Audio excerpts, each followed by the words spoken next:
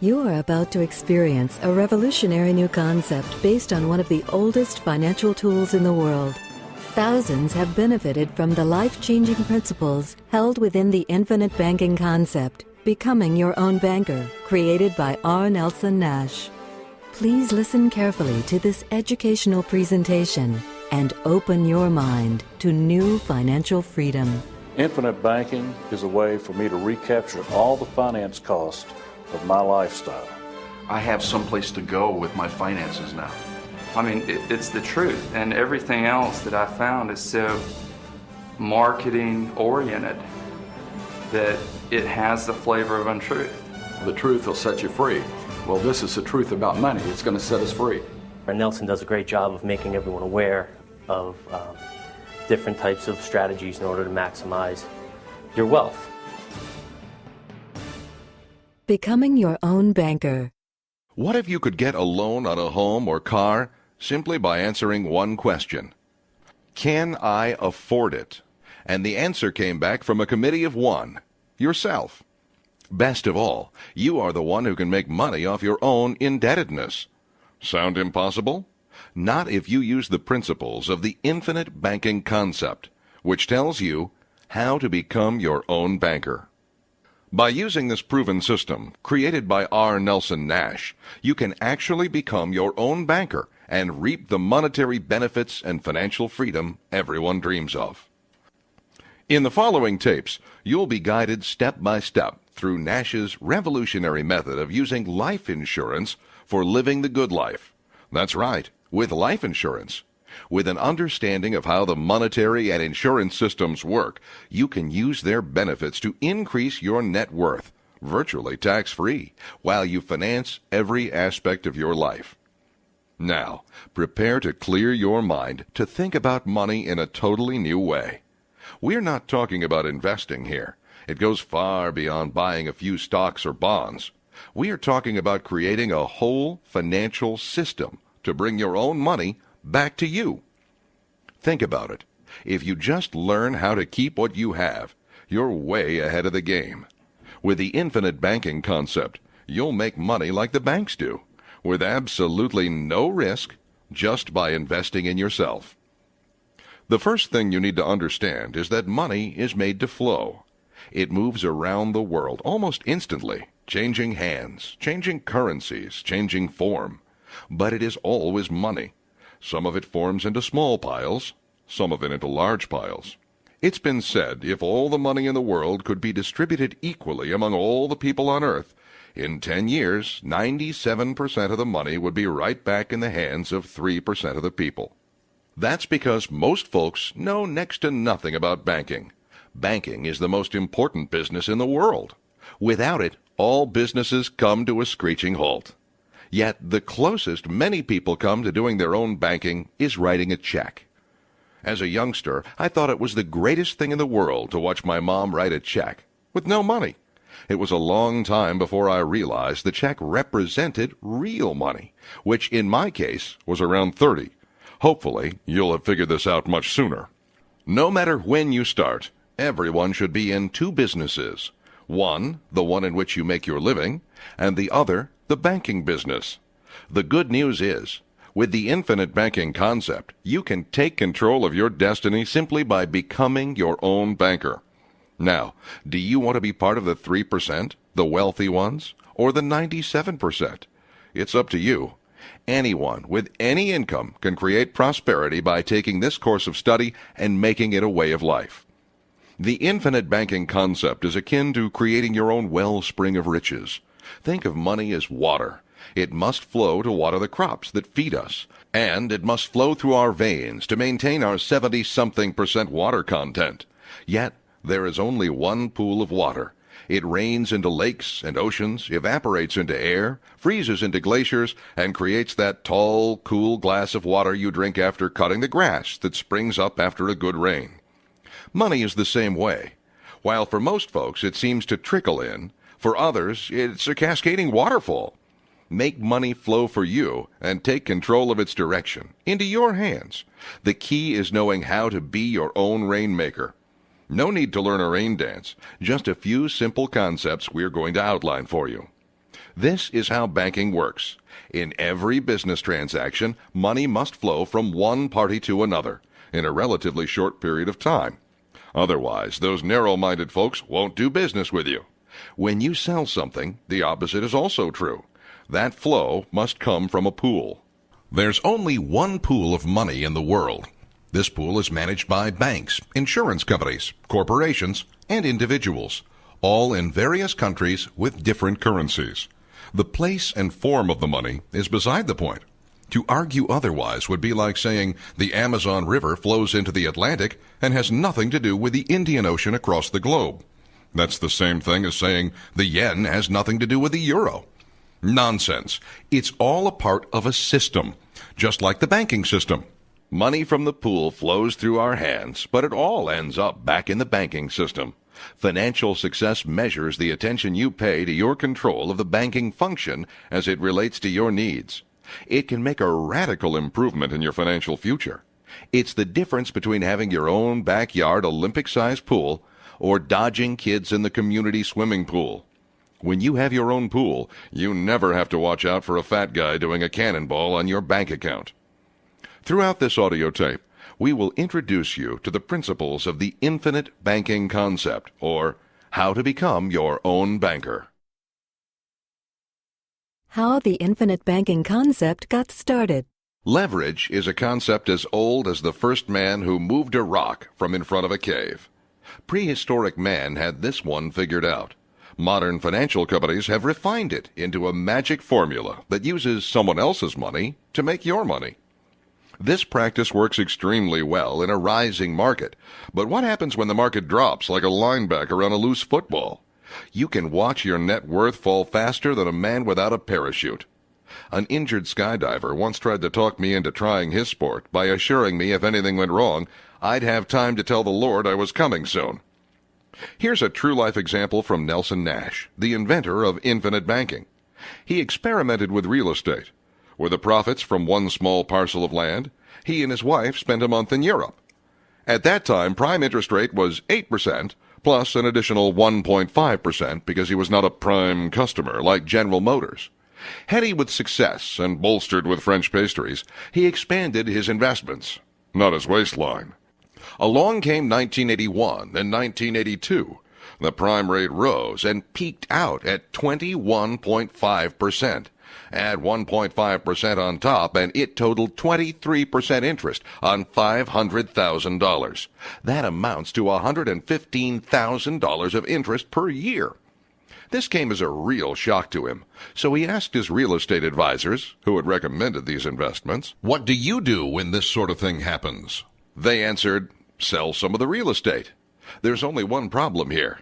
Where's the fool who will buy it at 23% interest rate? Of course, everything will sell if you get the price low enough, but losing 5 times what you paid is hardly a happy solution, and Nelson is a man who likes to be happy. A high price to pay, but getting out through this method would mean big losses. Let's hear what Nelson Nash has to say about those years. The beginning of my awakening was in November of 1980, when our first grandchild was born. Interest rates had begun to zoom upward. That was Bunker Hunt's heyday. You remember him? Bunker and his brother were going to corner the silver market, and as a result, silver prices hit the sky. Gold went up to $800 per ounce. And so, drug junkies started supporting their habit by stealing silver from homes. While my wife was visiting the new grandchild for a few days, they broke into our home and cleaned us out. Have you ever been burglarized? You won't believe what they can do to your house in just a few minutes. 2 months later, my 52-year-old brother dropped dead from a heart attack while playing handball with his son. Poor selection of ancestors. Our father died at age 64 from the same problem. 5 months later, our second granddaughter was born out in Hawaii. 5 weeks later, her parents discovered the baby had cancer. I didn't even know babies could get cancer. She went on chemotherapy when she was just 6 weeks old. 6 months later, she went through surgery to remove the tumor. The cancer was a neuroblastoma, a very rare kind that attacks children. My story has a good part. She's now a healthy adult. We've seen a miracle. Now, that was the year that interest rates went to 23%, and there I sat owing $500,000 under those conditions. When a series of events occur to you like these, the quality and quantity of your prayer life increases dramatically. The basic idea revealed in the infinite banking concept was born over a period of many, many months at 3 and 4 in the morning in the kneeling position, praying, Lord, please show me a way out of this financial nightmare that I've created for myself. I can't blame it on anyone else. The answer came back about like a baseball bat across the eyes.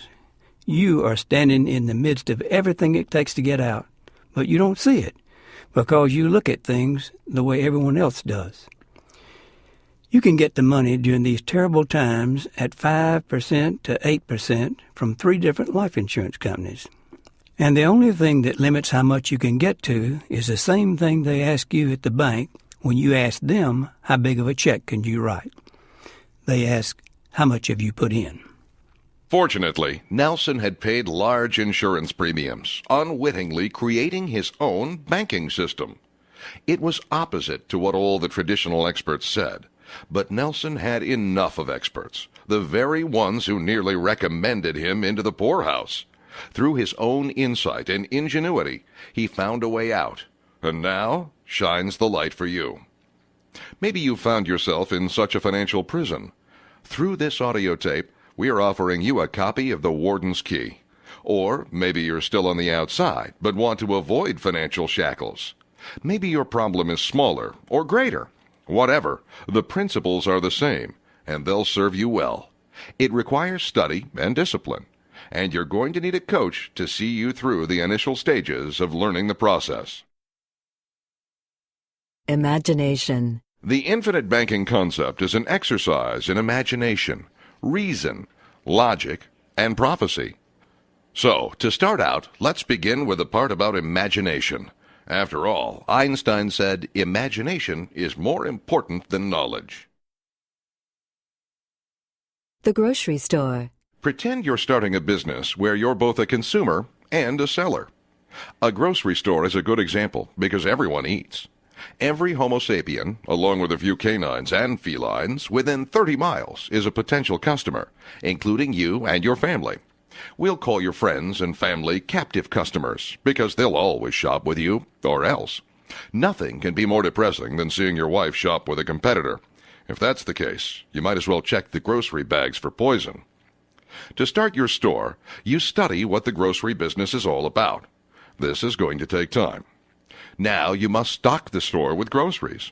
Then you open the front door, and customers come in, fill their carts with groceries, and pay at the checkout counter. Now you have empty spaces on the shelves of your store.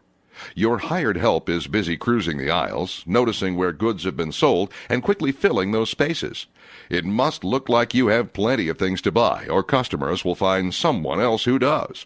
So, pull more money out of your pocket and restock the storeroom. The objective of the business is to provide you with an income while you work in it. Ultimately, you may want to sell it to someone else to provide a retirement income when you no longer want to evaluate whether or not broccoli is fresh enough to sell. Now, let's talk about the profits you earn. The 60-cent can of peas sitting on the shelf represents inventory. You had to pay the wholesaler 57 cents for it. You must turn the inventory 15 times just to break even. There's all the interest you must pay on the huge sums of money you've borrowed to buy the land, the building, the signs, advertising, payroll, utilities, accounting, etc. Turn the inventory 17 times and you'll be profitable. If you can turn it 20 times per year, you can retire early. Something dramatic happens once you get over the hump and results leap exponentially. It all reminds me of a phenomenon in physics. Take a pail of water at sea level and heat it to 210 degrees Fahrenheit. All you have is very hot water, too hot for dishes, too cool to make tea. But if you heat it up to 212 degrees, you have live steam with unbelievable power. The steam engine changed the world, but it doesn't happen until you get past 212 degrees. Lots of heat goes into the process up to the boiling point, but the dramatic power comes suddenly. Results in business are like that. But now we complicate the picture. Assuming you're a male, married, with children, where's your wife going to shop for groceries? Your store or somewhere else? We are talking about a woman who's happy with you, not the person you may have had a fight with last night. Assuming all is well and she chooses correctly, your store, she comes into the front door and fills her cart with groceries. Here comes the complicated part. Please pay close attention and be scrupulously honest. Out of which door is she likely to take the groceries? Front or back? An amazing number will tell you without a hint of shame, in all probability, she wants to go out the back door, avoiding the cashier at the front door. This is a polite description of theft. I can't put it any plainer than that. Probably more businesses have been destroyed by this behavior than anything else. You cannot steal from yourself and prosper. The one person you must be honest with is you. It's a feeling among owners and those related to them. This is our business, and we can do anything we want. As we say, that dog won't hunt. Unless this dishonesty is stopped, the business is doomed. Consider this. Can she go out the back door with her groceries without the hired help seeing her? I think not. So what will the hired help do as a result? They're going to do the same thing. If you're unaware of how often theft occurs in retail, just find a retailer to ask. The answer will shock you. Who pays for all this theft? The customers. It can't come from anywhere else. Theft is devastating. Just think about it like this. If your wife steals 1 can of peas, you have to sell 20 to make up for it. If this simple truth does not register with you, stop this tape and replay this part over as many times as it takes to get it firmly planted in your mind. If it still does not register, then stop the tape and give it to someone else. You're wasting your time. There is another entity encouraging this backdoor dealing. Every business in the United States has a silent partner. This partner never works a lick, but shows up every payday with his hand out for his share. And he doesn't share nicely. It's the Internal Revenue Service. If your wife goes out the front door and pays retail for her groceries, then your store makes more money than if she went out the back door. And the IRS posture holds, the more you make, the more we take. But back to using our imagination. This point is important, so pay close attention. Suppose we could have a situation where the profits from the sale of groceries are not subject to taxes of any kind. Now we've eliminated one of the incentives to go out the back door with goods. The only problem remaining is the human instinct to want to use the back door privilege. This urge must be overcome. Do a 12-step program if you have to. Your business is at stake. Now, as we mentioned earlier, you and your family, plus maybe some others, are captive customers for your store. You do not go elsewhere to buy groceries. Now, if you charge these captive customers wholesale prices, you've defeated the purpose of the business to provide income for you now and retirement income later. If you charge captive customers retail prices, you're going in the right direction. But these are captive customers. Why not charge these folks 62 cents for things others pay 60 cents for? The extra 2 cents will go directly to additional capital to buy more cans of peas to sell to the other customers. Hopefully, you can see what continued use of this practice can do to the profitability of your business. Do this over a long number of years, and your record books will show a superior profitability picture. And with all the money you make, you can maintain your family popularity at the same time. When you sell your business some years later, you're in competition with someone else who has not obeyed these principles. He and his family members took their groceries out the back door. The record books of this man's business will never look as good as yours. Can you guess which business will bring the better price? Yours. And this makes it possible for you to clip larger coupons and grab hold of its meaning now. A banking case perfectly illustrates this point. It happened in September 1983 in Texas, in the richest city per capita in America at the time. It will show you, if you try, you really can lose money, no matter how fat the wallet you start with. All it takes is a little greed and stupidity. Or maybe just the greed. This bank had a loan portfolio of $1.5 billion. And 26% of those loans were non-performing, which means people were not repaying them. This is what would be called a downer in the banking business. It's the equivalent of the proverbial sorry brother-in-law whose idea of work is changing the batteries in the remote control. When this sort of thing happens, the bank is in deep trouble. This bank is shakier than a wet dog. And then the public found out. You get one guess as to what happened to bank deposits. Right, they decreased by $500 million. Remember, this is what banks lend, deposits made by their customers. Their decline went from a few falling rocks to an avalanche. This all sounds pretty ominous, but you haven't seen anything yet. You must add the multiplier effect of bank lending practices. Practically no one knows when you make a deposit of $1,000, they can lend out $10,000 as a result of your deposit. Anyone who has watched the great holiday movie It's a Wonderful Life will remember the scene where the panicked citizens make a run on the bank. It really happened throughout America, and it wasn't one of our finer moments.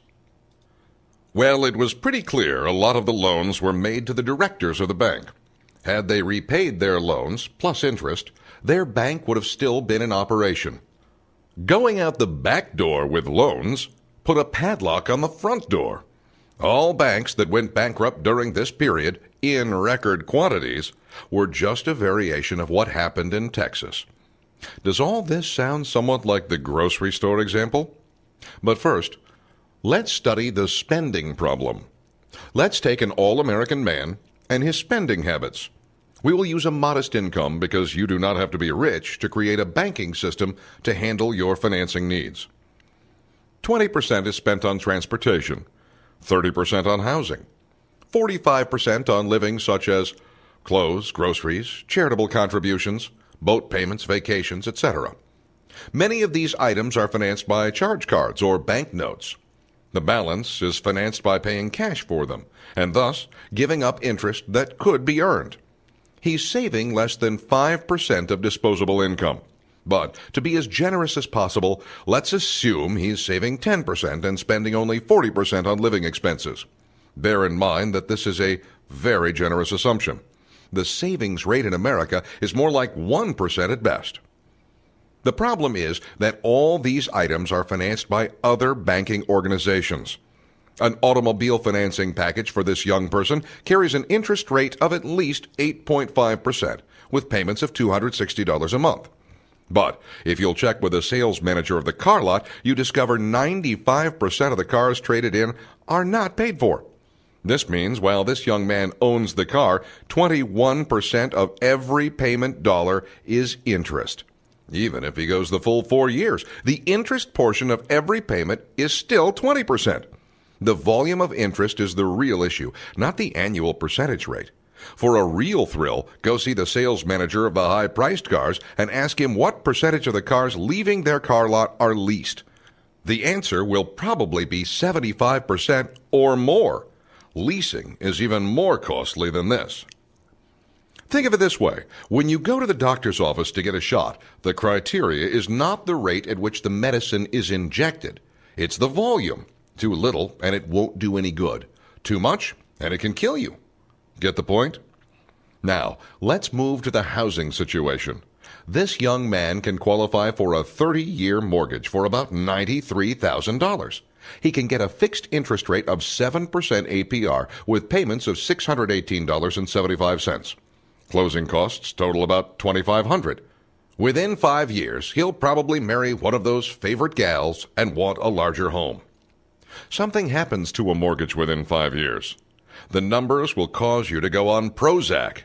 In 5 years, including closing costs, he paid $39,625, but only $5,458 has gone to reduce the loan. This means $34,167 is gone.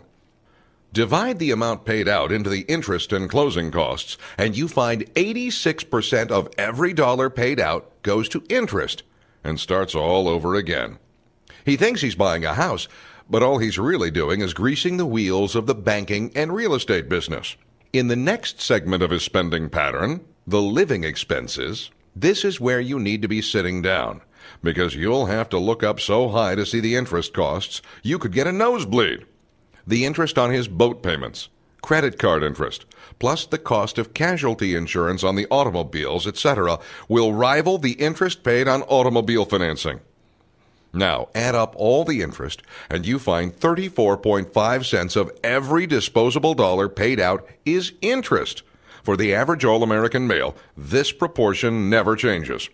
Let's assume he's trying to save 10% of his income after taxes. If you'll get this young man together with his peers at a coffee break or some such gathering, and have one of them suggest they discuss financial matters, I can predict what they will talk about. Getting a high rate of return on the portion they're saving. Meanwhile, every participant in the conversation is paying out more than they'll ever receive. What a tragedy. But this is how they learn to get ahead. It's time they looked behind. Another analogy will help.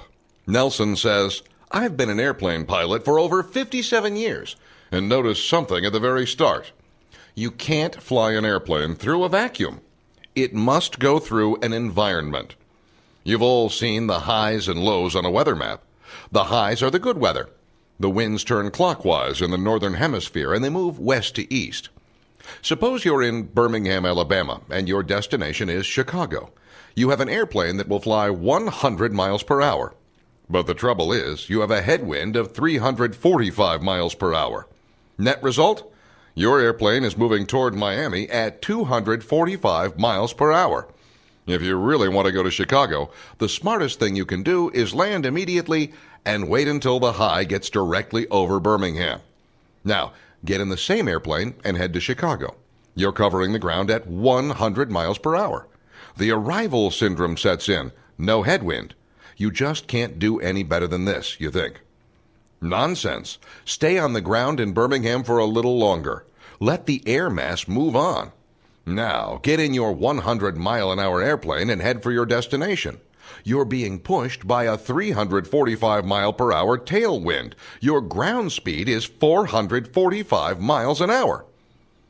But the real story is much more dramatic than this. Everything you do in the financial world is compared to what everyone else is doing. At least 90% of Americans are flying with a headwind of 345 miles an hour. If you have a 345-mile-an-hour tailwind, the difference between you and them is twice the wind, 690 miles an hour. Same airplane, same airspeed. But nearly every financial guru is spending all the time trying to make the airplane go 105 miles an hour. Nonsense. It's much more profitable to control the environment. You can't do anything about it in the airplane world, but you can in the financial world. You can control the banking function in your life. But to do so, you must get in the banking business. That's what this book is about, creating a perpetual tailwind to everything you do in the financial world. This is the unique message of the infinite banking concept. Creating a bank like the ones you already know about. If you're going to create a bank like the ones you already know about, there are a number of steps you must go through.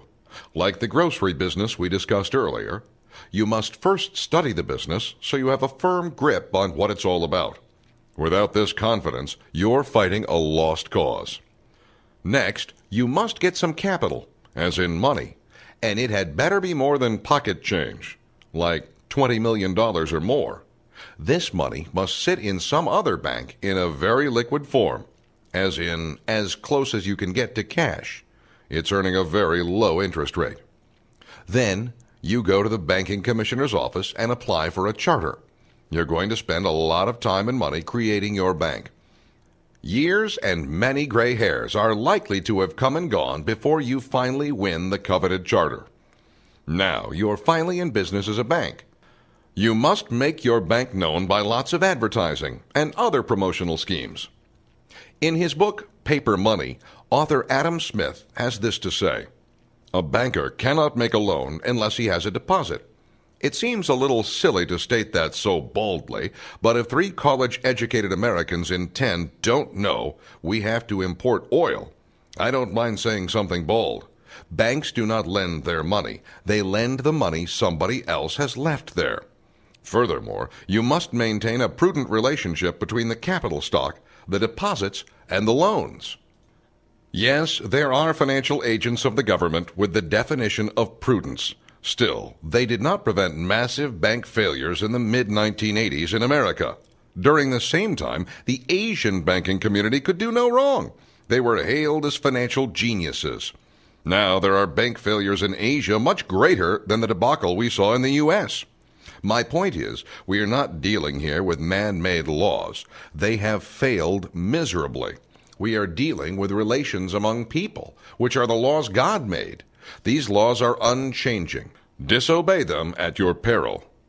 You must admit, getting into the business the traditional way is costly and time-consuming, and it will probably take 10 years to show a profit. But once the profits start rolling, it must be extremely profitable.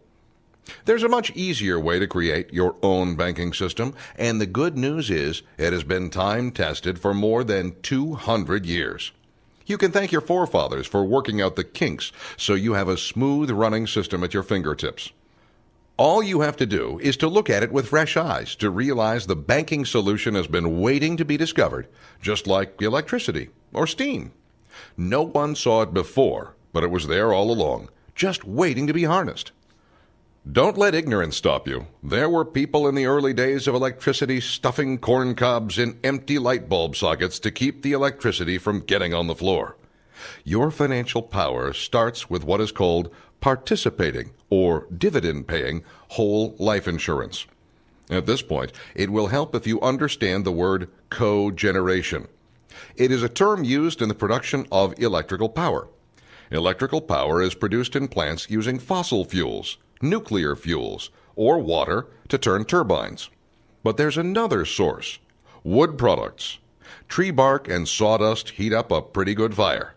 Every respectable sawmill uses this fuel to make extra electricity, or cogeneration. Imagine you own a paper mill, and your cogeneration plant can produce 125% of your need for electrical power. What do you do with the surplus power? Yes, you can sell it. But do you erect power distribution lines, get a sales force, and pound the pavement looking for customers? No, all you do is plug into the system that already exists. Creating your own banking system through the use of dividend-paying life insurance is much like cogeneration. All the ingredients are already there in place. All you have to do is understand where to find the power lines and tap into the system. Creating your own banking system through dividend-paying life insurance. In creating any product, it all begins with engineering. The car you drive started out as a few lines on a piece of paper. If the production workers don't do what the engineers designed, you could have something you would kindly call a lemon. But the system worked and your car rolls off the assembly line and into your driveway. Suppose I get the next one. It looks identical to yours. Same color, equipment, features. Will both perform identically during their lifetimes? Of course not. Mine will always break down first. There are people who get 200,000 miles just with a change of spark plugs, and those who can't get 50,000 miles before they have worn the car out. Now let's apply this analogy to the insurance business. The engineers in life insurance are known as actuaries. They harvest from a field of 10 million selected lives, and they're working with a theoretical lifespan of 100 years. If you want to know how long you're likely to live, truthfully confide all of your bad and good habits to one of these guys. The answer could be spooky, of course. You'll only know that for sure one way. They use impressive data. It's enough to make you buy a gym membership and actually go. Armed with their facts, the actuaries turn over their information to rate makers. They determine what the company is going to have to charge clients in order to have enough to pay the death claims. This keeps the whole system working over the long haul. Insurance is one of the few industries looking beyond the next quarter, but instead into the next century. Remember, it's 200-year history. The contract finally offered to customers is unilateral, which means the company promises to do certain things if you meet their criteria and make premium payments. Read the contract. Anyone should be able to break through the legal jargon to read clearly this very important fact. You own the contract, not the insurance company. To make the plan work, The owner must make premium payments. This is the capital with which you start your banking business. In return, the company, think of them as your hired help, must put the money to work. In this way, the company can produce the promised benefits, such as death benefits and dividends. Look at the investment portfolio of a number of life insurance companies, and you'll see that they invest well, and generally conservatively. One speculative place where some companies do invest is real estate developments. Some large urban centers have been entirely financed by one life insurance company. But Walmart will never outrank you. Read the contract, or what you might call the policy, and you'll find, plainly stated, the owner outranks every potential borrower. That means you get first crack at the money being loaned. You're the number one customer for your own money. You come ahead of stocks, bonds, buildings, and boutiques.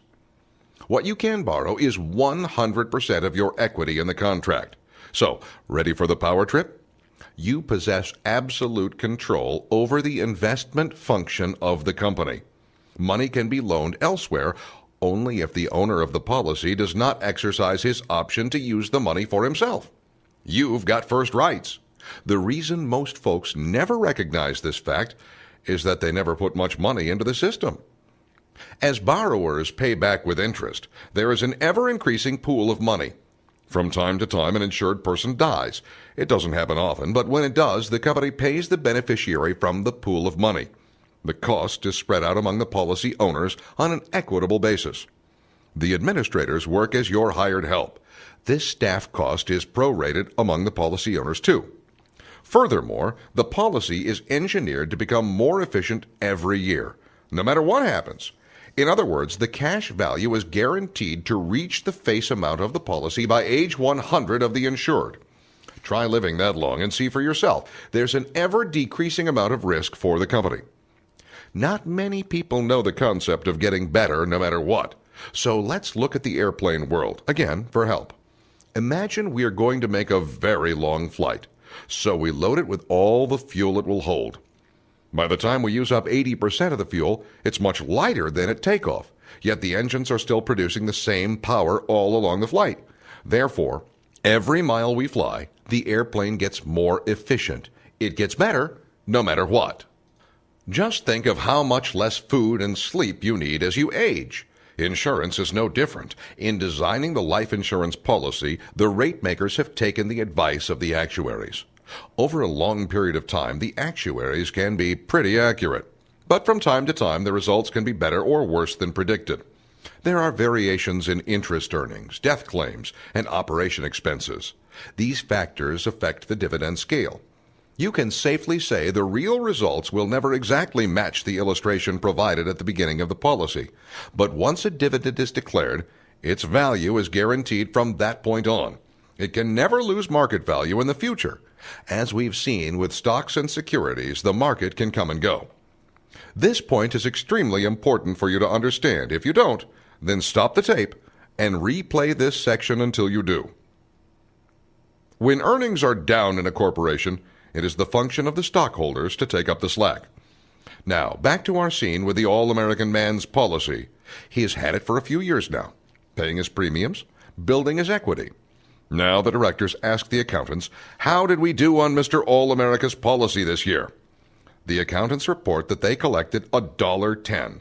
After calculating all the expense factors, they found it took only 80 cents to deliver the future death benefit. This means the directors have 30 cents to play with.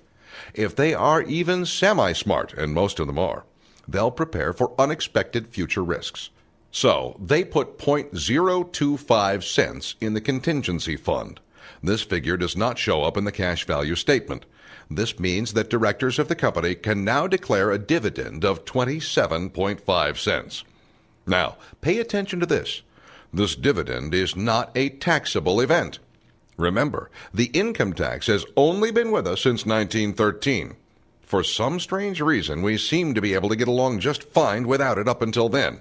In fact, we had budget surpluses, even with the same number of politicians taking up space on Capitol Hill. Life insurance has been around for more than 200 years. The word dividend was used by the insurance industry to describe this dispersal, and it stuck. The correct classification is a return of premium or a return of capital, which is not a taxable event in IRS terminology. How many times do you make money the IRS can't touch? Just this fact alone makes the money more valuable. And getting the better of them for a change just puts a smile on my face. Should the owner use the dividend to buy additional paid-up insurance, the result is an ever-increasing tax-free accumulation of money. By the way, these dividends get bigger and bigger over time. Nelson Nash bought a policy from a major insurance company in 1959, and now the annual dividend is over 10 times the annual premium. The dividends would be larger if he had not used the annual dividend to reduce premiums for the first 15 years he owned the policy. The dividends expand according to what goes in. Someone should have taught him at the start to use the dividends to buy additional paid-up insurance. So far, this is pretty simple stuff. Now, for the complicated part. The life insurance salesperson calls on our all-American young man. If at 29 he is earning $28,500 after taxes, it is reasonable to assume, with advances and raises, he will produce $1,368,000 in income by age 65. The insurance agent points out he will use something like 40% of this income stream to support his own needs. This means $820,800 in income for his family will vanish if he happens to die earlier than expected. The agent says, so, if we were to have to buy a machine to produce the same income, we now have to pay about $400,000 in cash for that machine. Now that's how valuable you are to your family, Mr. All-American Man. If you owned such a machine and it was subject to sudden loss of any kind, would you insure it? Mr. All-American Man says, well, by all means. The agent asks, how much would you insure it for? Why, $400,000, of course. To which the agent responds, now we've established your human life value. Let me show you how little you'll have to pay my company to get the right insurance.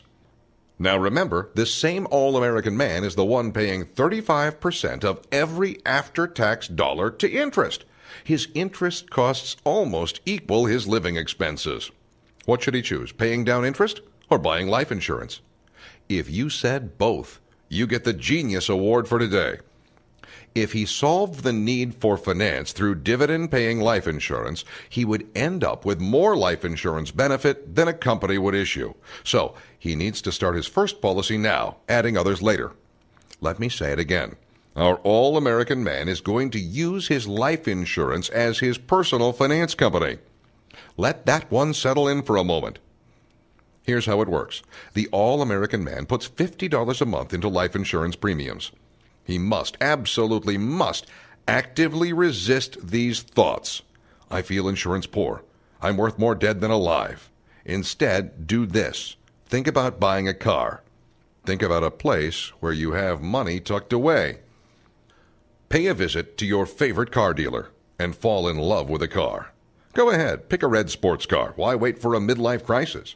Now, look at paying for it with a loan from a finance company or a bank. These organizations borrow blocks of money from insurance companies, fragment the blocks, and loan it to consumers who buy cars. Because of this, our all-American man pays $260 a month for a minimum of 48 months for his $10,550 car loan on the Chevy Cavalier. Most people are complaining about insurance premiums and happily paying the much larger amount to the automobile finance company, who got the money from the same pool. Does that make sense to you? If it does not, please rewind the tape and start over. If so, now we're making progress. In the finance company scenario, he's paying a total of $310 to the pool, $50 directly for life insurance premium, and $260 indirectly through a gatekeeper and toll taker. If you could muster up the courage to pay the $310 directly to the life insurance company in the form of premiums for around 4 to 7 years, he could pay cash for the car. Here comes the important part again, so pay close attention. Our all-American man has made a loan to himself from his insurance policy. The insurance agent now needs to make him vividly aware he must pay the loan back. Not only does he have to pay it back, but with interest. Please remember the grocery store and the captive customer. You charge yourself a little extra to help grow the business. Our young man needs to pay at least the going rate of the finance company, even if the insurance policy calls for less. In this case, the payment totals at least $260 a month. Now, this is not money going out of your pile into another pile. It's all your pile. So you make what the finance company would earn, tax-free. If the agent is really good and understands the principles of banking, he'll encourage you to pay $275 a month because the extra dollars will enable your hired help to put more money to work on your behalf. You're going to pay off the policy loan before you run out of payment schedule. To be an honest banker with yourself, you must complete the schedule, otherwise you're stealing. If you say, it's my own money and I'm not going to pay any interest at all, or maybe I'm only going to pay 2.9% as seen in television commercials, then you're not acting in your own best interest. Literally, you do not put yourself on the bargain basement shelf. You're worth top dollar. If you don't think so, the agent must remind you of the grocery store and explain it one more time. No one ever got ahead by cheating themselves. Cheating never works anyway, at least long term, unless you're looking for the security of a prison sentence. You have now had an explanation of all the essential principles of banking through the use of dividend-paying life insurance.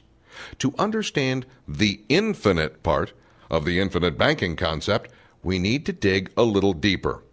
In the example of car financing, the capitalization needs to be greater than just 4 years. Many college business professors estimate it takes at least 7 years for a company to show a profit on a new product.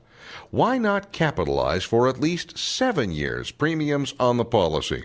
When you behave in this manner, your system is now self-perpetuating. But why stop there? We're not talking one life insurance policy. This is to be a system of policies. Have you noticed when a grocery store becomes successful in one location, then it opens a store in another location? Banks have branch offices. Barbecue shacks manage to build new shacks just as shabby as the old. There must be a reason for this. Then why not expand your own potential by buying all the life insurance on yourself that companies will issue? But why stop there?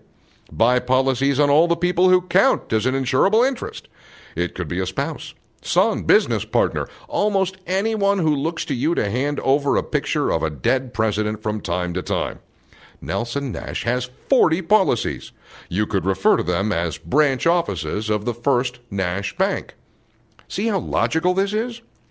While you can start using the infinite banking system within a few years for minor purchases, it will take the average person 20 to 25 years to build a banking system to accommodate all of his needs for finance. That's not as long as it used to be. As Dear Abby said, if you don't do what you want, 20 years will pass anyway. Thus far, we've covered only the technical aspects of creating your own banking system through dividend-paying life insurance. Now we must face the human problems. Don't forget to look for yourself in these descriptions. Understanding Parkinson's Law. Northcote Parkinson, who died several years ago, was a British essayist, lecturer, and economist who left us with some valuable observations. In his book, Parkinson's Law, he brilliantly isolates the actions of committees. They tend to major in the minors, spending more time on trivial matters than on the important matters at hand. The individual does not escape his microscope. One ramification of Parkinson's Law states, work expands to meet the time envelope allowed. Be honest. When you have 3 days to finish your tax return, are you through on the first day or at midnight on the third? There's a reason why the post office stays open late on April 15th. But really, you've had 3 months to do the job. Is it ready the first month or the end of the third month? No, panic over tomorrow is more the rule than the exception. Now, when you finish the tax return, you may want a nice glass of wine to relax and celebrate. Recently, you splurged on a fine bottle of French wine. The next time you wanted a glass, the cheaper stuff you once savored just didn't measure up, did it? Another of Parkinson's laws. He says a luxury, once enjoyed, becomes a necessity. Can you remember driving with the windows down before air conditioning? Would you go back? If it weren't for drive-through windows, would you even know how to find the button to roll down the window of your car? An addendum to this law is the fact expenses rise to equal income. Remember when you got your last raise? How long did it take for it to vanish into a pile of bills? Do you even know how you started spending it? So now you're beyond the means you were beyond in the first place. It doesn't have to be this way. Parkinson's law must be overcome daily. If you can't do so, then just go ahead and turn in your walking papers. You're a prisoner to debt. That's the bad news. The good news is, if you can beat Parkinson's law, you'll win by default. Your peers can't do it, and everything you do in the financial world is compared with what they're doing. So, simply by living within your means, you'll put yourself ahead financially. Parkinson once told a story about a British government official who served during World War I. Young civil servants used to bustle into his office, having had another thought. "But excuse me, sir, what is Rule 6? Rule 6 is as follows. Don't take yourself too seriously. Once more the youth would be at the door with his hand on the doorknob and would turn again as a new idea struck him. "But, sir," he would ask, "what are the other rules?" "Young man," would come the reply, "there are no other rules." So in all seriousness, avoid committees. Do work based on when it comes in and not when it goes out. And keep life simple. Willie Sutton's Law. Now, you must face Willie Sutton's Law. If you're a history or trivia buff, you'll remember Willie Sutton as a notorious bank robber. When asked why he robs banks, he said, "That's where they keep the money." Sounds reasonable enough. Why rob a place with no money? So Sutton's Law is formulated thusly. Wherever wealth is accumulated, someone will try to steal it. Willie did not invent this activity. He was just a stellar practitioner of the art. The phenomenon has been with us since the beginning of time. Theft was the first labor-saving idea. Don't produce anything, just steal what someone else has produced. Question: who has the stickiest fingers in the world? If you answered the Internal Revenue Service, you go to the head of the class. If you don't learn how to defend yourself from these folks, they're going to eat your lunch. Friedrich Bastiat, a French economist and statesman who once wrote an essay entitled The Law in 1850, states it this way: "See if the law takes what belongs to one person and gives it to another, to whom it does not belong. See if the law benefits one citizen at the expense of another, by doing what the citizen cannot do without committing a crime. It is legal plunder." Now, should you be the least bit effective in accumulating wealth, and I hope you will be, there will be an IRS agent at your mahogany door with his hand out, and you'd better give him what he asks for, because he can take the fancy door and everything behind it, even you. And Club Fed is not what it's cut out to be. There are no pleasant prisons. Willie Sutton's Law is active. Government is not capable of producing anything. It gets all its sustenance from the productive element of society. Looking at it from a natural standpoint, government is a parasite. It lives off productive taxpayers. Our government is smarter. When they sense rebellion, they always resort to exceptions to the rule. They invented qualified pension plans, HR 10 plans, 401k plans, IRAs, and the like. I remind you, what caused this burden is the income tax law, which did not exist, as we know it, until 1913. Before then, our country had surpluses in the national budget, and the world got along very well. But after its adoption, the American public now noted it could vote itself a benefit through its representatives in Washington and send the bill to those mysterious rich people. Economic problems have always been best solved by people freely contracting with one another and with government limited to enforcing those contracts. Now here's how to drop out of the taxation loop. Through the magnificent idea of dividend-paying whole life insurance. It's been around for more than 200 years. It has stood the test of time. It is not compulsory. It is not a government-sponsored idea. It preceded the income tax by nearly a century. It's private property, and only people who care about others who are dear to them participate. What a great group of people to associate with in business. The Golden Rule. Those who have the gold make the rules. We have a tendency to chuckle when we see this perversion of a principle learned in childhood. We should do unto others as we would have them do unto us. Let's turn it one more notch. Let's look favorably at true capitalism. The common man has become so infatuated with living for today that the importance of saving, of creating capital, is all but a lost value. The American savings rate is miserably low. In fact, in recent years, it has been negative. People are in debt up to their eyeballs. No wonder they're blind. As a result, someone else must provide the capital necessary to sustain our way of life. This strategy carries a very high cost, and we all suffer the consequences. It all begins with faulty premises.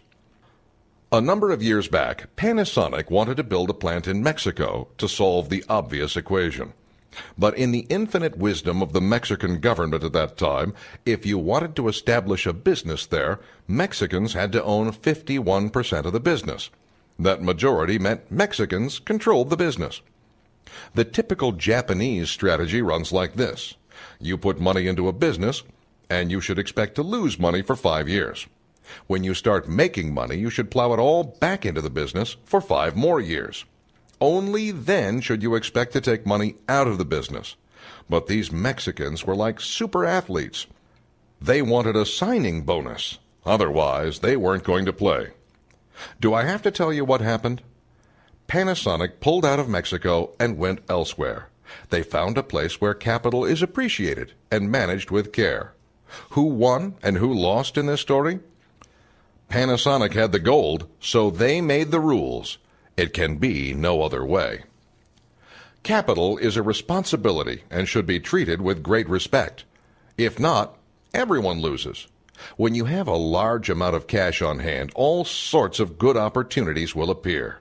You can also negotiate favorable purchase prices. So many of life's problems would disappear if this understanding were generally accepted and practiced widely among the population. A word of caution is in order. Do not think everyone must conduct his financial affairs in this manner. It's not a numbers game. Then why is there general despair in our country regarding financial matters? Why are people paying through the nose for capital? Why the feeling of helplessness and futility? It all begins with faulty premises. Let me try to explain it this way. To further compound the problem, there is a prevailing tendency in the current crop of Americans to look to government solutions. I don't have any money to buy a home, go to college, buy food, care for my health, maintain the lifestyle I desire, etc. So, there should be some sort of government program to provide these things for me. I have a right to them. It is the right to rights generation. You just cannot think that way and succeed. Big Daddy is not going to take care of you forever, and he never gives money without strings attached. You can take that to the bank. Always be suspicious of freebies and things that are too good to be true. I know I'm telling you that it will take a few years to make this concept work. That's realism, not magic. It's freedom, not enslavement. Nelson's ideas here, some would call revolutionary. I would call them essential. This is a concept that you can practice for the rest of your life and don't have to worry about retirement. It'll provide the income that you can do whatever you want and work however hard you want, or work however little you want and still have the income and not worry about retirement. It's a process. It's not something that you learn in one weekend. It's a different way to live. And if you learn the process, you can make it work for you. You can figure out ways to have it fit into your lifestyle. This just kind of opened the door for me to realize that no, I can get control of my life again, get control of my finances. I can help my family by teaching them what I've learned, and my friends.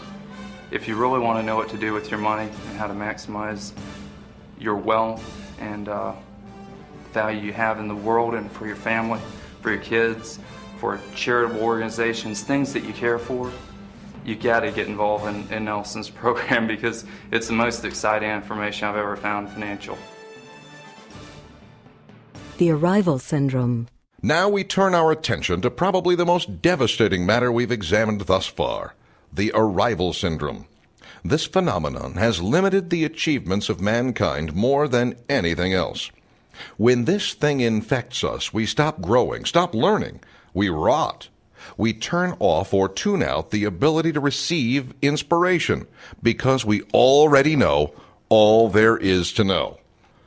Remember the late Ed Deming, a brilliant business consultant and a dedicated one. He was still working at age 94. He was the person who taught the Japanese the concept of quality.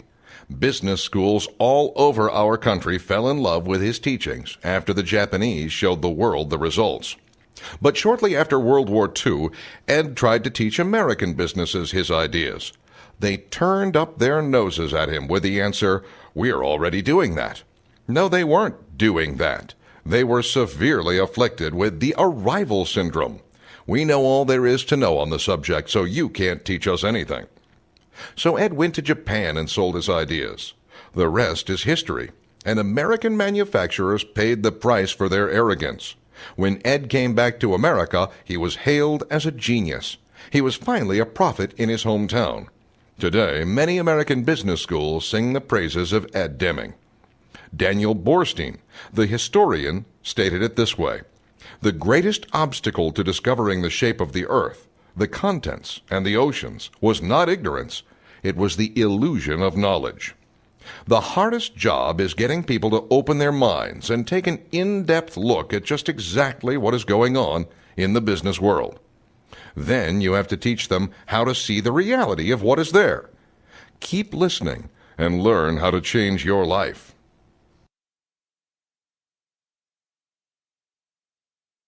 Use it or lose it. Even the Bible supports this statement.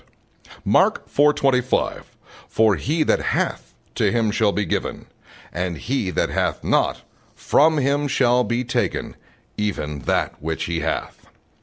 Here we arrive at the last of the human considerations which must be faced if we are to be successful in becoming our own banker.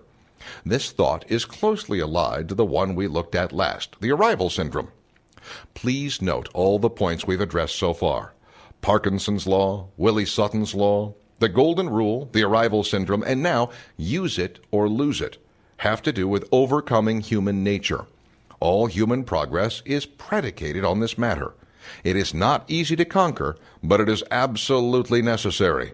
It is like recognizing the fact we must take care of our bodies or face the consequences. Just go ahead and eat that cheeseburger every day and watch your high blood pressure pass your IQ faster than you can say supersize me.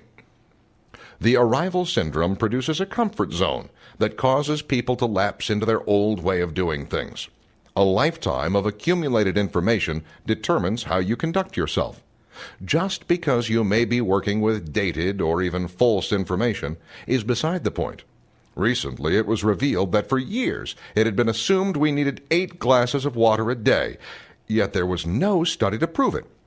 Just decades of false information repeated again. With the infinite banking concept, we are like the Christopher Columbus of banking. The pool of money is round, not flat, and you can sail your own ship around the world of finance. The infinite banking concept is dealing with a totally different paradigm. This amounts to a personal monetary system. In the September 1993 issue of Fortune magazine, the story of economic value added, EVA, was reported. Many large corporations had achieved phenomenal success when they adopted EVA. All the concept amounts to is recognition of the fact that their capital had a cost, as well as money that they had borrowed from banks. These companies could have achieved even better results if they had simply bought large amounts of high-priced, dividend-paying life insurance. Now, when they needed to make a large capital investment, they could make policy loans, set up repayment schedules that had greater than market interest rates, and stick to the schedule. A large company with, say, 35,000 employees would have a continuous stream of death claims as a bonus. Among those corporations adopting EVA was Coca-Cola, which, by the way, was on the cover of the March 1996 issue of Fortune as the most admired company in America.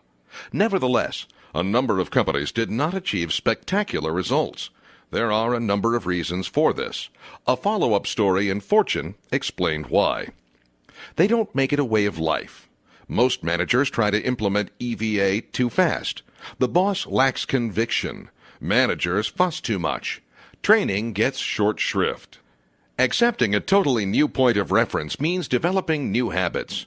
In talking with members of the Infinite Banking Concept think tank, we continue to notice that many are still caught up thinking it's a function of interest rates. This is a fatal error.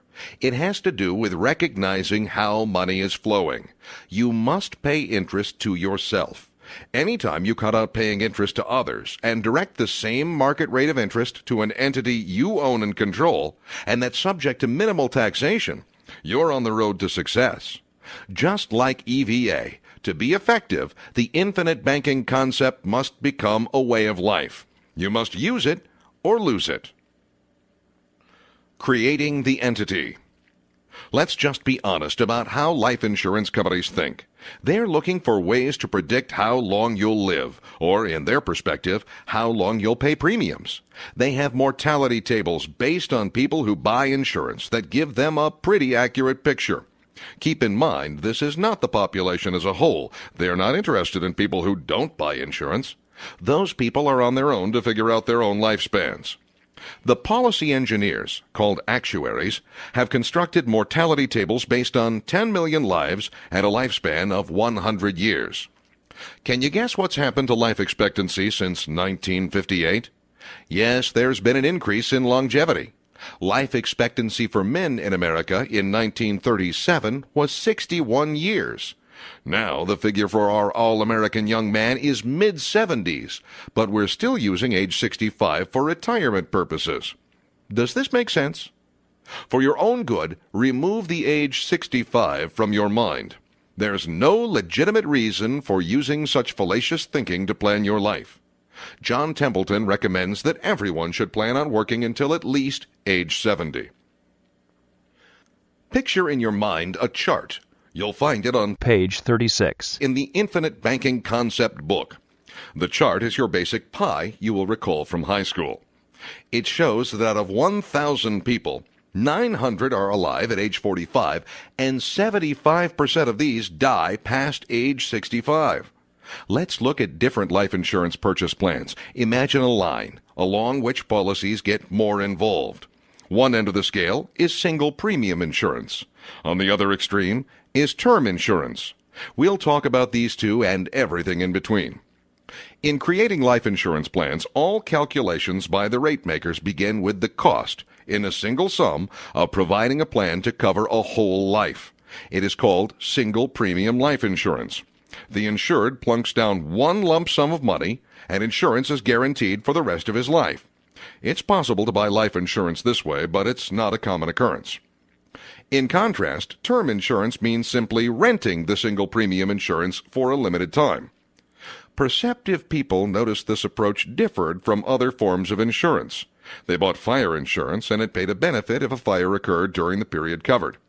They buy accident insurance, and it paid a benefit if an accident occurred during the period covered. There's a very strong probability that neither of the above would ever occur.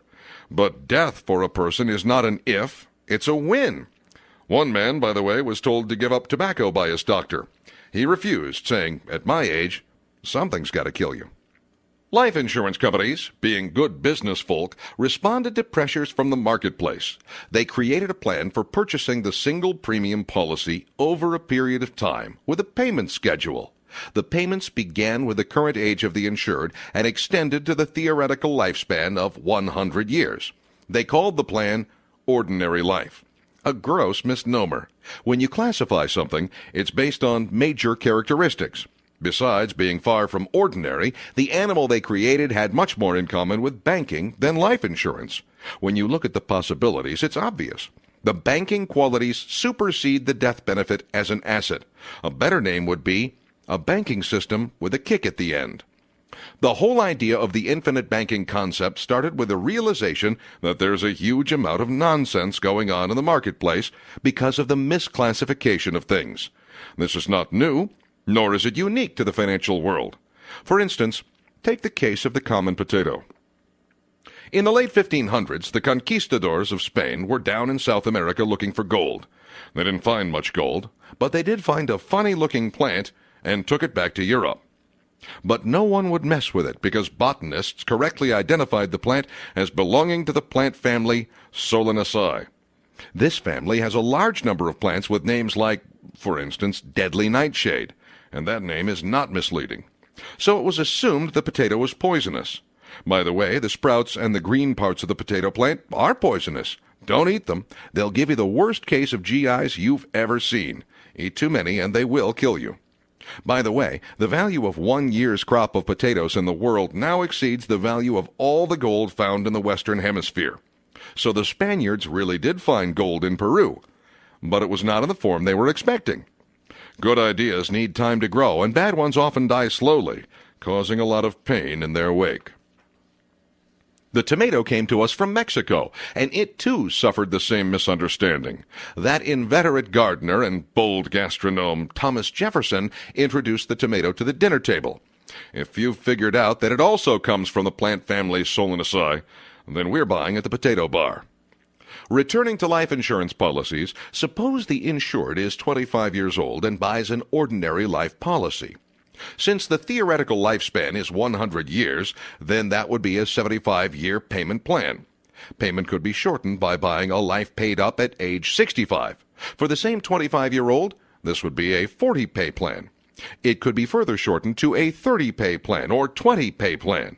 The shorter the payment period, the better suited it is for the purpose of the infinite banking concept, the way to become your own banker.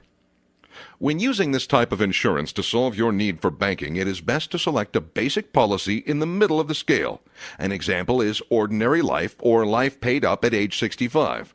Then, add a paid-up additions rider to it. This will de-emphasize the immediate death benefit but accentuate the banking qualities, or in other terms, the cash values. The irony is, doing it this way will result in providing more death benefit at the point where death will probably occur than any other plan. The base policy and the paid-up additions rider both pay dividends. These should be used to buy additional paid-up insurance, which gives more meaning to the infinite qualities of the system. In describing this policy design, some people have called putting a paid-up additions rider on the ordinary life policy overfunding the policy.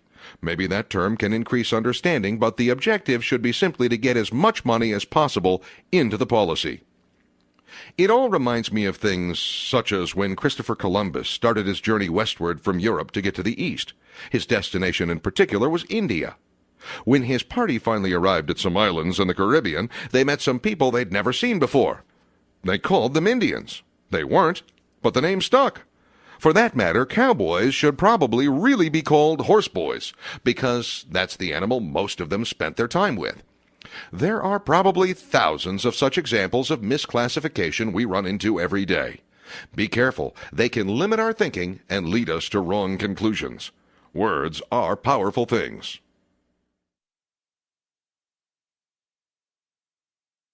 How to start building your own banking system. Remember the mountain of interest the all-American man is paying?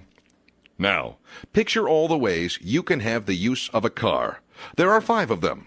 Let's assume the car will be replaced every 4 years, and the financing package each time will be $10,550 at 8.5% interest for 48 months. We'll be looking at a 44-year time frame to compare the results of the methods. Method A. The first and most expensive method is to lease the cars each year for 44 years. It's somewhat difficult to calculate the total cost in this case. We must resort to logic and reason and use the second method as a starting point. Method B. The second method is using a commercial bank or finance company to do the job. Calculating the cost in this example is simple. You pay $260 a month for 528 months, which equals $137,280. At the end of each 4-year period, you have a 4-year-old car to use as a trade-in on the next car. Reason tells you the first method would be more costly than this one. Otherwise, no one would ever purchase a car. Everyone would lease. To do so means they would have to lease from an owner. Is the owner a fool?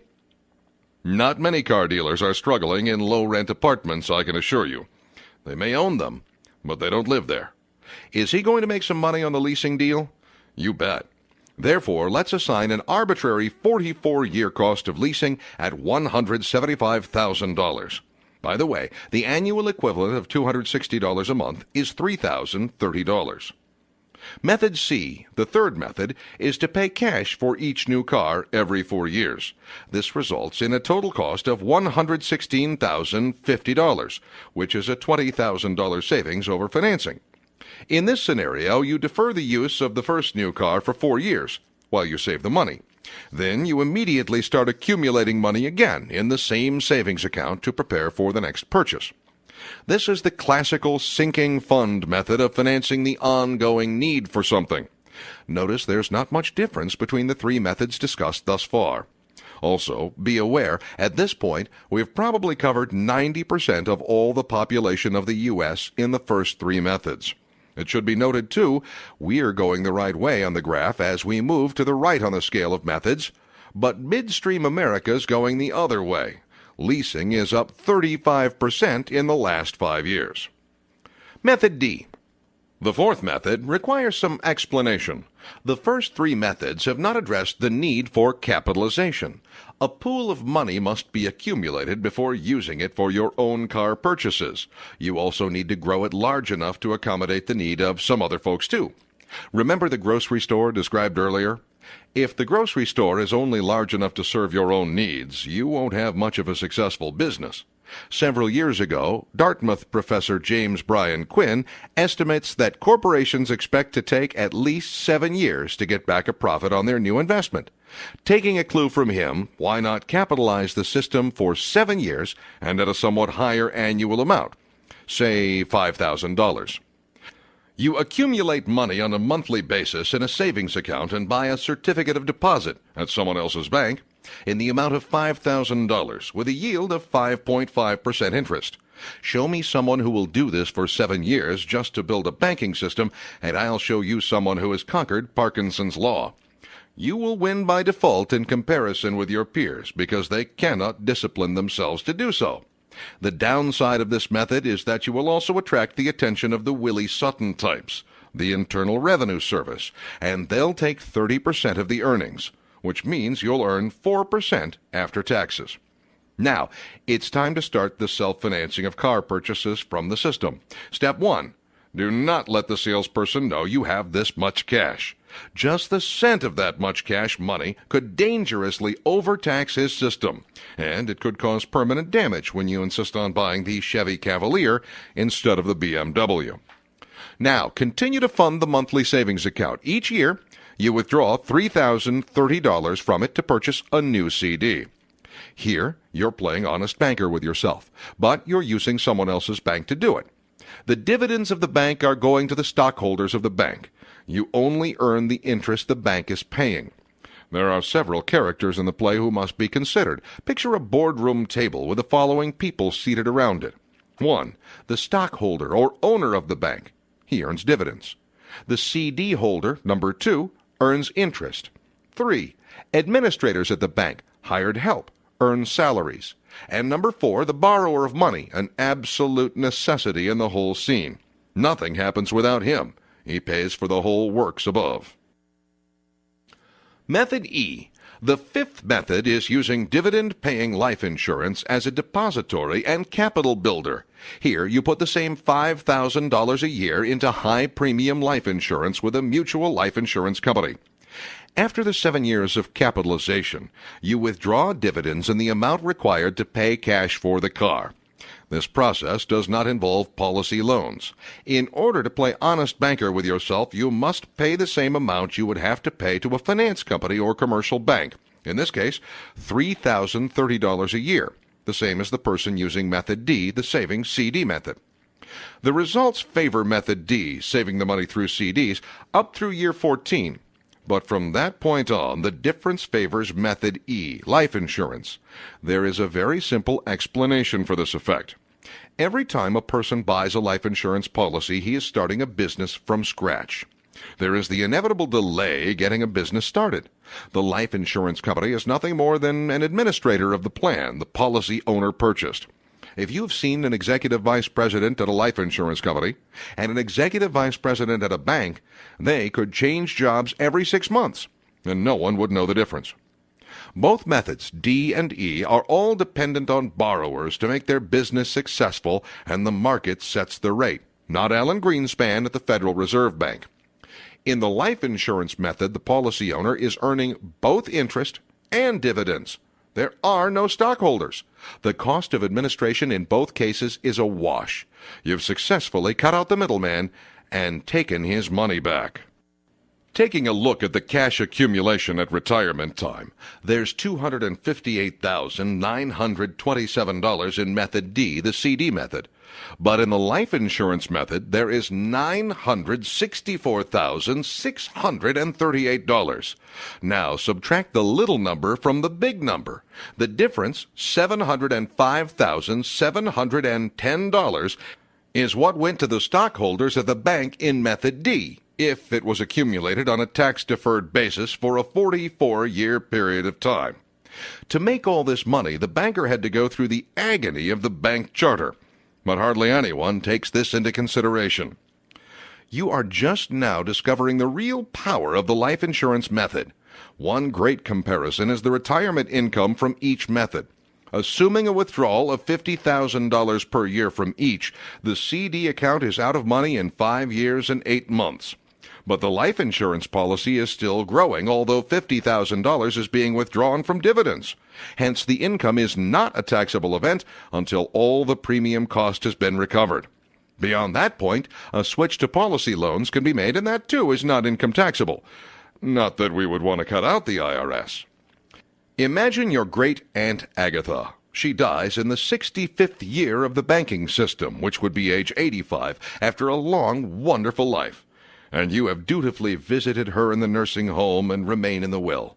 She has withdrawn $650,000 on dividend income to live in Happy Acres Rest Home and still left you $1,365,057. The lady has planned for her own future and guaranteed she will always be your favorite aunt, no matter how crotchety she may have become. This is the essence of what the infinite banking concept is all about, recovering the interest one normally pays to some banking institution and then lending it to others, so the policy owner makes what a banking institution does. It's like building an environment in the airplane world where you have a perpetual tailwind instead of a perpetual headwind. Simple, isn't it? Controlling the environment is much more productive than trying to make the airplane fly 5 miles an hour faster. Expanding the system to accommodate all income. It always sounds a bit strange to say premiums and income should match. Let's start with a very basic fact. Doesn't all your money go through someone else's bank? It seems a little ridiculous, but our all-American man is depositing all of his paycheck in a bank and then writing checks for 34.5% of every dollar to pay interest alone back to someone else's banking system. He'll never see that money again. It's gone forever. Why does he behave this way? Because no one has ever explained to him a better way of doing things. Once a pattern of life is learned in a culture, it is nigh unto impossible to change. His paradigm is fixed, set in concrete. The peer pressure and conventional wisdom is overwhelming. But that doesn't mean it can't be done. When he builds a banking system through life insurance, makes loans to himself to buy automobiles, and pays back to his policies the same payment he would have to pay a banking institution, then he makes what the bank would have made off of him. And it's all done on a tax-free accumulation basis. The interest he pays never leaves his control. If this is done consistently throughout life, it will make a tremendous difference in his financial picture. So far, we have only looked at what will happen if we create a system to finance just one automobile every 4 years. Why not expand the system by starting another policy that will finance the other automobile in the family? This will, of course, require the capitalization period of 7 years at the rate of $5,000 a year. But At the end of the time, we've kissed the automobile financing business goodbye forever. In time, the total cash values in all policies are adequate enough to take the next step, self-insuring the automobiles for comprehensive and collision coverage. Please note, I did not say liability insurance. That's the stuff that protects you in a lawsuit. Comprehensive and collision covers damage to your car. Why not do it through life insurance policies? After all, what did the automobile insurance companies do to get into their businesses? First, they got actuarial data to determine the probabilities of a car accident and its attendant costs. Then they got rate makers to determine how much should be charged for the coverage. Next, they turned it all over to attorneys to draw contracts. Later, they had insurance agents call on you to see if you'd like to insure your car with their company. The auto insurance company has put the premiums to work in the same places as the life insurance company. They also have to pay claims and administrative costs. And they also pay dividends to whoever owns the company, just like a life insurance company. Can you see, once you get a substantial base of cash values in life insurance, you have all the elements of an automobile insurance company except pricing of the product. All you have to do is self-insure to find out how much more you should put into life policies to assume this risk. That's easy. Just get a quote from some prominent auto insurer on your make and model of car. If the quote is $750 a year for a $500 deductible, don't pay your life policies just that amount. Pay them $1,000 for zero deductible. Remember, we're not into discounting ourselves. If you had an accident, you are going to have to pay the $500 deductible first anyway. Expand this system enough over a period of time, and one day you can finance your own home. Beware of government programs. The government does not help. It is axiomatic that any government-sponsored program will always accomplish the opposite of the stated intent. Check any of them out over an extended period of time to see for yourself. When government creates a problem, read onerous taxation, and then turns around and creates an exception to the problem they created, read tax-sheltered retirement plans, aren't you just a little bit suspicious that you're being manipulated? One day, when Social Security needs propping up, these shelter plans could be in danger of taxation. Life insurance has avoided this plague for 200 years. Which is more likely to keep out of the reach of the long arm of the IRS? You guessed it, insurance. No matter how much they try to disguise it with euphemisms, socialism does not work. All government programs should be required to be marked with a skull and crossbones label. They're poison and eventually kill your ability to think. I can't think of a worse thing to do to a fellow human being than destroy his mind. The infinite banking system helps take you out of the taxation grind and gives you control of your money. Pay your fair share and pay what you have to, but the more you keep of the money you earn, the richer you'll be, all from your own hard work. The cost of acquisition. In a recent magazine advertisement, the company was making a point. It took 7 people to buy the hammer it showed. The hammer cost $17. The time of the 7 people cost $100. It's the first time I've ever seen the matter addressed so clearly. Even more strange is that all businesses recognize that financing of the business is necessary, but they never address the cost of the acquisition of finance. It is a very significant factor in a business venture, and its cost is often startling. It's the same phenomenon as the real cost of the hammer. Charitable organizations have to be aware of this factor. Free money isn't free. Donors have to be persuaded to participate. In many cases, they spend 85 cents to raise $1. The most efficient ones spend at least 15 cents. If you're in command of the banking function, you do not have to go through all this expensive erosion. The infinite banking concept does exactly that. You can make timely decisions. There's no cost of acquisition. You're in competition with others who must go through the financial erosion. Guess who wins? But I can get a higher rate of return. When first exposed to the infinite banking concept, a person will almost always think and often voice the thought, but I can get a higher rate of return by investing in whatever. Unfortunately, that person has not understood the message. We are not addressing the yield of an investment. We are discussing how you finance anything you buy. It's always better to finance it through your bank than out of your pocket. Picture, if you will, a chart. This can be seen on page 70 of the Infinite Banking Concept book. To demonstrate this principle, suppose A invests $100,000 for 1 year and earns 20%, gross yield $20,000. Less taxes, 30%, $6,000. Net yield, $14,000. Suppose B builds cash values of $100,000 in his own infinite banking concept, dividend-paying life insurance plan. Then borrows from his system at 8% interest and makes the same investment. Gross yield, $20,000. Less interest paid to his banking system, $8,000. Taxable gain, $12,000. Less taxes, 30%, $3,600. Net yield, $8,400. But in this case, you must remember who the characters are in the play. B also owns the banking system to which interest is paid and earns the $8,000 on a non-taxed basis. So the total results are like this. Net yield from the investment, $8,400. Net yield from his banking system, $8,000.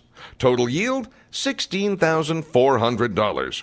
You've gained $2,400 over method A. Is that clear? You made more money by keeping your own interest and sheltering it from taxation as it accumulates.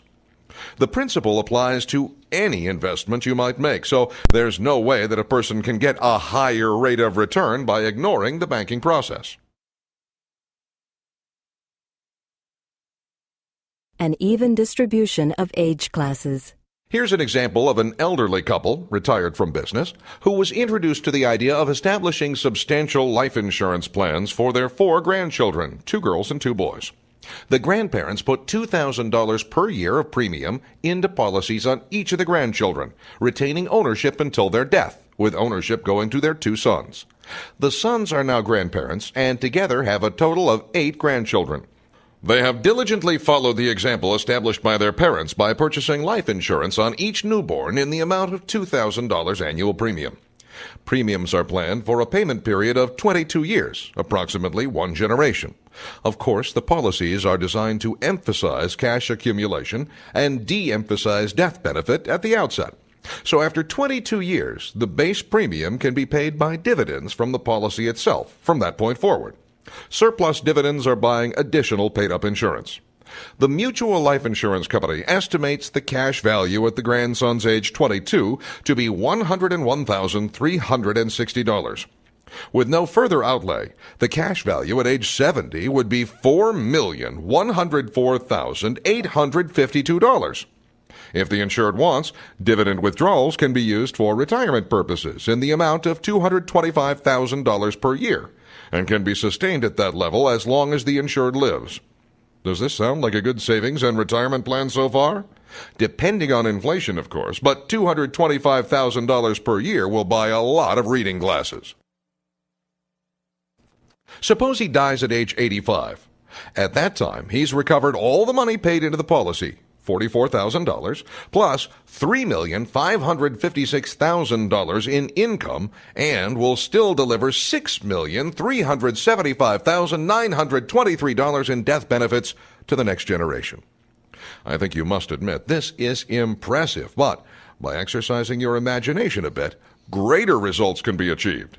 If the policy owner at the insured's age 22 begins to finance automobile purchases and obeys the principles previously addressed in this book, then the cash values will be greater, and so will the retirement income figures. If he finances his house purchases and pay back closing costs, plus the monthly payments to amortize the mortgage, then the figures balloon even more. Do you understand why the concept is named infinite? In the Infinite Banking Concept book, you can check all the charts and numbers on pages 73 through 74. If you need a book for reference, you can get one from our website, www.infinitebanking.org. There are a lot of advantages to this insurance plan. It covers multiple generations, and it promotes long-range planning. Underwriting problems are minimized and tax-free buildup of cash values are accrued over a long period of time. Outlay is very, very small compared with the ultimate yield. The generation paying the premiums can most easily afford them. When death benefits do occur, the system becomes self-sustaining. It precludes any need for Social Security, and retirement income is assured. Estate planning is greatly simplified. Wealth mentality is transferred to succeeding generations over a long period of time to produce consistent understanding. They're learning a process, not buying a product. It promotes the understanding of what stewardship is all about. Money won't buy happiness, but poor stewardship of money will steal happiness from you. Equipment financing. Now that we've established a dividend-paying life insurance policy as a banking system, let's see how this program can help you in your business. To get started, all you have to do is select an appropriate plan of life insurance with a quality dividend-paying life insurance company and put some money into it. You must build the capitalization phase over a period of time, such as 4 to 10 years. By now, you should know full well that additional merchandise, capital, will improve your profitability. Neither should someone complain about additional capital, premiums, paid into a life insurance policy. There are no licenses required and no customers to seek out. No accounting, no engineering. It has all been done beforehand by the life insurance company, your hired help. You surely don't get those advantages when starting up any other business. Suppose this 30-year-old man who's in the logging business adopts such a plan and puts $40,000 of premium per year into his banking system for 4 years. The policy he's using is a life paid up at age 65 with a premium of $15,000 per year and a paid up rider of $25,000. Beginning the 5th year, he stops paying the $25,000 paid up rider and no further premiums are required because the current dividend, $6,500, plus surrender of some of the paid up insurance, will pay the base policy premium, which is $15,000 per year from now on. Note the death benefit at the end of the 4th year is $1,684,787, and compare it with the end of the 5th year, $1,651,077. The total difference is about $33,000. The difference between the numbers is the amount of paid-up insurance surrendered to pay the annual $15,000 premium, resulting in no out-of-pocket outlay. His administrators, the life insurance company, lend the money out to other various places. At his retirement time, income taxation does not occur until the amount withdrawn exceeds the premiums paid into the policy. Congratulations, you've achieved the goals of our founding fathers. No taxation without representation, which is the case of most of us unless you have your own lobbyist. The insured is now age 66 and is considering retirement. He can begin to withdraw $92,000 per year in dividends from his policy to meet his needs. He could decide to draw a larger income from dividend credits, but doing so would diminish the capital base and the ultimate death benefit. Conversely, he could decide to draw a smaller income from dividends, in which case the capital base would increase, and so would the residual death benefit. Under the scenario depicted so far, the income will become income taxable when the amount of income received exceeds his premiums paid in this case, $160,000. No matter how you look at it, the above means living well, unless the price of bread goes up to $50 a loaf, which is unlikely. On the other hand, my grandmother never got used to paying $1 for a loaf of bread, so it's all relative. In the middle of smiling over his good fortune, our young man in the logging business sees the forest and the trees. It dawns on him that he's paying $16,000 a month for the equipment used to haul logs. The finance company, otherwise known as the gatekeeper and toll taker, and perhaps even the troll under the bridge, is borrowing the money to lend him from insurance companies. So the money he's paying for insurance is lent to financial organizations who loan the money back to the insured by adding a surcharge and retailing it. Well, it's the equivalent of buying groceries at Winn-Dixie when you own Piggly Wiggly. Now, we know we are dealing with a savvy young man in the logging business, so he asks his life insurance agent, "Can I finance a logging truck from my cash values?" Of course he can. He outranks all possible borrowers in access to the pool of money that must be lent to enable the life insurance company to pay the death claims that are promised. Back to our future Bill Gates. When he buys a truck this time, he doesn't use the finance company. He calls his gopher at the insurance company and asks, Can I borrow $52,600 from my policy to finance a new truck? His policy has a cash value of $157,363. This is the amount of money the life insurance company must lend to someone in order to make the plan of insurance work. Of course he can borrow $52,600. Pay close attention to this point. It is vital you understand he must set up a loan repayment plan. No cheating. The plan equals or exceeds what he would have to pay the finance company he was using. His life insurance agent should coach him at this point. The policy loan interest rate is 8%, but we're not going to play the old game. We are going to call the finance company you were using and ask them what you would have to pay if you financed it with them.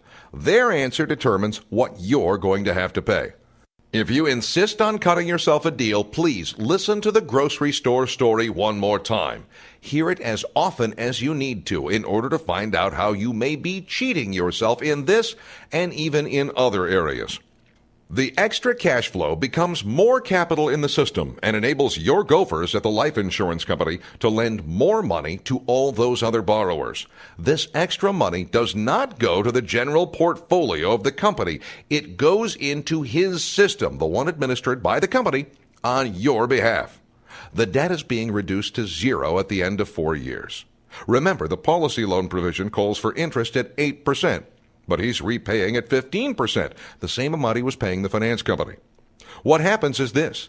The cash value is now $1,988,254 at his age 65, compared with $1,517,320 when the insurance company lent all the cash value to others. He made $470,934 by financing just one truck with his own bank. He got to have his truck and drive it too. The gophers of the life insurance company had nothing to do with this phenomenon. It was all on account of what the policy owner did.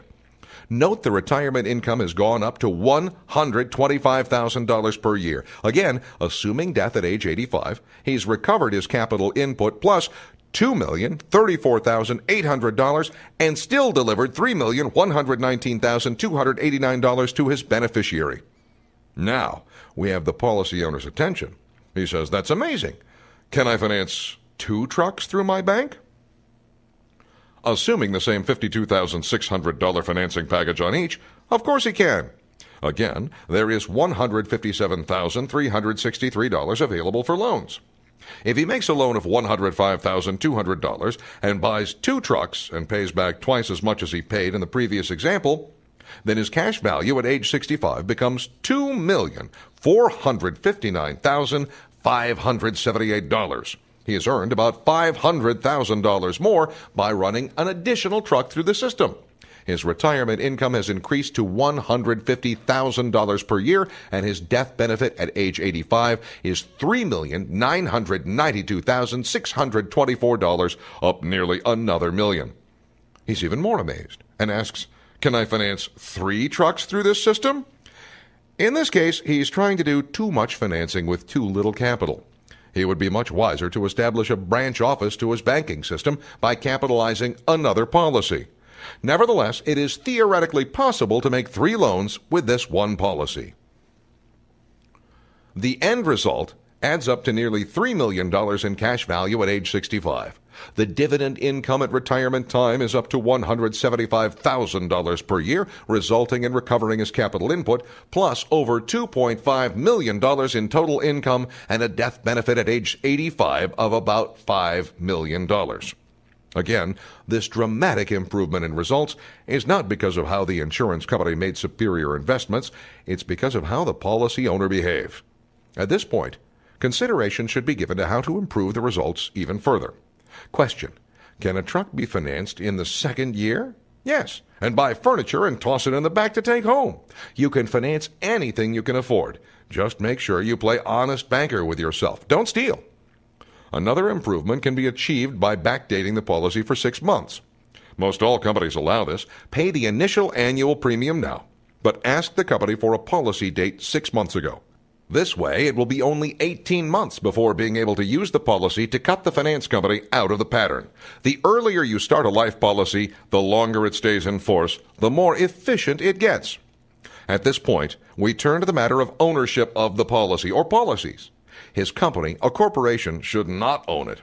He can improve wealth-building effects of the whole scenario by owning the policy himself, purchasing the trucks himself, and leasing the trucks to his corporation. Again, no bargains. He needs to make sure he has charged a lease payment as high as possible. He can get a figure from some leasing company that leases similar equipment.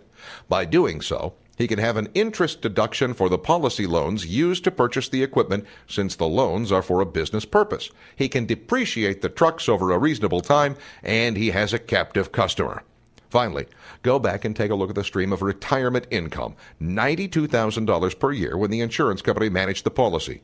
This income stream becomes income taxable when it exceeds the cost basis, which is $160,000. Now, look at the stream of income after he finances over half of his equipment, $225,000 per year. This income, too, becomes taxable after he recovers his cost basis. But the good news is the cost basis has increased to $946,184. He gets all this back tax-free. Can you see, the more business he runs through the system, the more income he can enjoy at retirement time. There can be even further improvements in the performance of the system. Just consider, at age 66, he might sell all his equipment to someone just starting out in the logging business and finance the future purchases for the new business owner. After all, he has over $3,500,000 readily available for use in such purposes. In fact, he can make a very good living during retirement just leasing equipment to any number of businesses. This is what we mean by infinite banking system. It only stops where your imagination stops. Becoming your own banker can set you free financially. The infinite banking concept helps you create your own financial system that will not be subject to Wall Street or world politics. You will be free to enjoy your life, buy your cars and homes, and enjoy your golden years in comfort. But you have to do it. No one can do it for you. It is a new way of approaching money and finance, a way that is very different from current philosophies. You must determine in your own mind that no one can direct your future or your finances better than you can. And it is a system of prosperity that you can easily pass down to your children and grandchildren, assuring your family of the good life. Start today. Now, let us review. The first step is to get your mind geared toward creating a financial system. The second step is to find a good coach for your financial team, a good agent familiar with the infinite banking concept. Will be listed on our website, www.infinitebanking.org. Number 3, capitalize the system. That means get some money in there. If you work at it, you can start your own bank in 5 to 7 years. Fourth, exercise discipline. You must set your financial goals and stick to them. Curb your spending and go wild with savings. Number 5, reap the rewards. You can live richly using your own earnings to free you financially. More about the infinite banking concept can be learned through our DVD and VHS seminars and through the book, or you can attend one of the live seminars that Nelson conducts throughout the United States. Notes: the infinite banking concept is a teaching organization and is not affiliated with any life insurance organization, and in no way implies a person will be guaranteed results comparable to anything shown in this book. No more than a school or professor at a school can guarantee a person financial success from taking a certain course or study or procedure.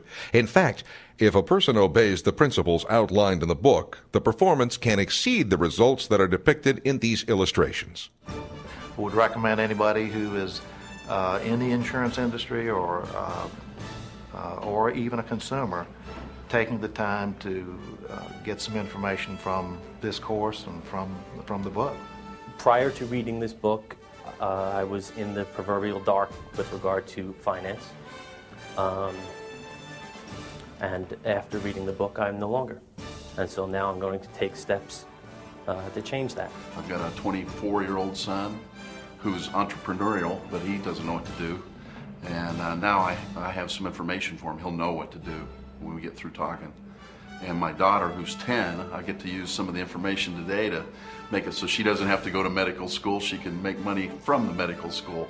It should be basic knowledge for anybody, but you don't get it in the system. You have to get outside the system to get this kind of knowledge and education. and Nelson provides that. It's irreplaceable. This concludes the infinite banking concept, becoming your own banker. Additional infinite banking resources, including R. Nelson Nash's 8-hour seminar series recorded live in DVD or VCR formats, audiobooks, ebooks, printed 3rd edition books, or to host a live infinite banking seminar with R. Nelson Nash, can be found online at infinitebanking.info.